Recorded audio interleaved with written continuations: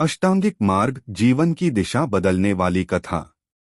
प्राचीन भारत के एक छोटे से गांव में एक विद्वान ब्राह्मण वसुदेव अपनी पत्नी और 2 बच्चों के साथ रहता था। वसुदेव बहुत ज्ञानी थे, लेकिन उनके जीवन में हमेशा एक अजीब सी बेचैनी रहती थी। वह हमेशा सोचते रहते थे कि जीवन का असली उद्देश्य क्या है और इसे कैसे प्राप्त किया जाए।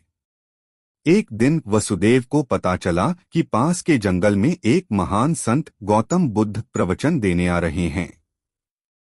वसुदेव ने निश्चय किया कि वह बुद्ध से मिलकर अपने सवालों के जवाब पाएंगे। अगले दिन सूर्योदय से पहले ही वह जंगल की ओर चल पड़ा। कई घंटों की यात्रा के बाद वसुदेव बुद्ध के आश्रम पहुंचा। बुद्ध ध्यान में लीन थे, लेकिन थोड़ी देर बाद उन्होंने वसुदेव को देखा और मुस्कुराए। वसुदेव ने बुद्ध को प्रणाम किया और अपनी बेचैनी के बारे में बताया। बुद्ध ने उसकी बात ध्यानपूर्वक सुनी और फिर बोले, वसुदेव, तुम्हारे प्रश्नों का उत्तर अष्टांगिक मार्ग में है। यह मार्ग जीवन को सही दिशा देने वाला है और तुम्हारी बेचैनी को समाप्त करेगा। वसुदेव ने बुद्ध से अनुरोध किया कि वह अष्टांगिक मार्ग के बारे में विस्तार से बताएं। बुद्ध ने कहना शुरू किया, अष्टांगिक मार्ग 8 अंगों से मिलकर बना है, जो हमें सही जीवन की ओर ले जाते हैं। पहला अंग है सम्यक दृष्टि, जो सत्य और यथार्थ को समझने की दृष्टि है। वसुदेव ने ध्यानपूर्वक सुना और सोचा, सत्य को समझना ही तो सबसे महत्वपूर्ण है। बुद्ध ने आगे कहा, दूसरा अंग है सम्यक संकल्प, जो सही इरादों और मनोवृत्तियों को अपनाना है। तीसरा अंग है सम्यक वाणी, जो सही और सच्ची वाणी बोलना है। चौथा अंग है सम्यक कर्म, जो सही और नैतिक कर्म करना है। वसुदेव ने महसूस किया कि उसके जीवन में इन मूल्यों की आवश्यकता है। बुद्ध ने आगे कहा, पांचवा अंग है सम्यक आजीविका, जो सही और नैतिक जीवन यापन करना है। छठा अंग है सम्यक प्रयास, जो सही और सतत प्रयास करना है। वसुदेव ने सोचा, यह सही प्रयास ही तो जीवन में सफलता और संतोष लाते हैं।